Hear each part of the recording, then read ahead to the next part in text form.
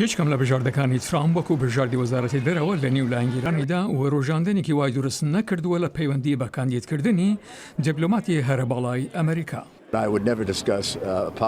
من هەرگیز باسی سیاست ناکەم ئاخۆ لە ڕۆژی تەنکسگیڤینگ یان سوپاسگوزاریدا چی هەڵدەبژێری یان نا لەوانەیە من قەت باسی هیچ نەکەم.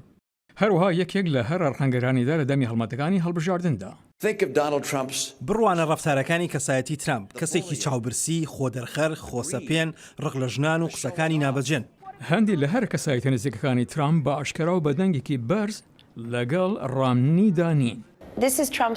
ئەمە ئێستاکە پارتی دانەڵد ترەمپەوە ئەو ئیلایەتی بردوێتەوە کە ڕامنی تیایدا دۆڕا مەبەستم مشیگانی بردەوە ڕامنی بەدە بە یەک دۆڕاند. من تەنها هیوادارم پارێزگار ڕامنی بەو شێوەیە لە هێلری کلنتن ڕەخنەی بگردبایە. یەکێک لە بەرهەڵستانی پێشووی ترامپ دەڵێت ئەو تا ئێستا دڵنیایە بەو تیمەی سەرۆکی هەڵبژێردرا و پێکی دێنێ. من زۆر خۆشحاڵم بەو تیمەی کە دروست دەکرێت بەو شتانەی کە تیشکیان دەخرێتە سەر بە پلانەکانیان بۆ سەد ڕۆژی یەکەم کە بە توندی کار بکەن بۆ لادانی ئەو بارگرانیە لەسەر بازرگانە بچووکەکان و بەدیهێنانی کار ئەمە ئەو شتانەیە کە سەر و کۆمار دەبێ بیان کات.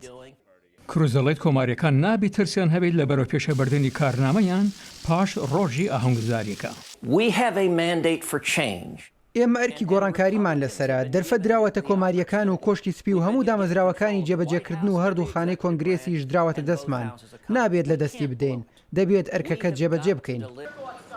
پێشکەوتوخوازان هاوکات لە ترامپ داوا دەکەن لەسەر قسەکانیدا ببینیتەوە کە لە کاتی هەڵمەتەکاندا وتی دژ بە نەریتی پارتی کۆماریەکانە وەکو پاراستنی ئاسایشی ئەمریکا و ئەوانەی بەتەمەن و هەژارن. ترامپ لەو کاتەی بۆ سەرۆک کۆمار خۆی کاندید کردوتی من تەنها کۆماریەکەم کە ئاسایشی کۆمەڵایەتی و خزمەتگوزاری پزیشکی و تەندروستی نابڕم.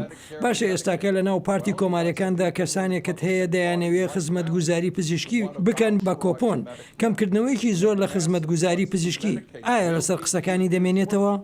لە کاتێکداوا چاوەڕوان دەکرێت ترامپ لە هەفتەکانی داهاتوودا دەستیشانکردنی ئەندامانی کابینەتەکەی بە کۆتایی بهێنێ سەدان کاندید کە بوو پۆستەکانی لە خوارەوەتر ناوزەت کراون پاش سوێند خواردنەکەی لە 21 بە ئەنجام بگەینی. جانی دیلان بەشی کوردی دەنگی ئەمریکا.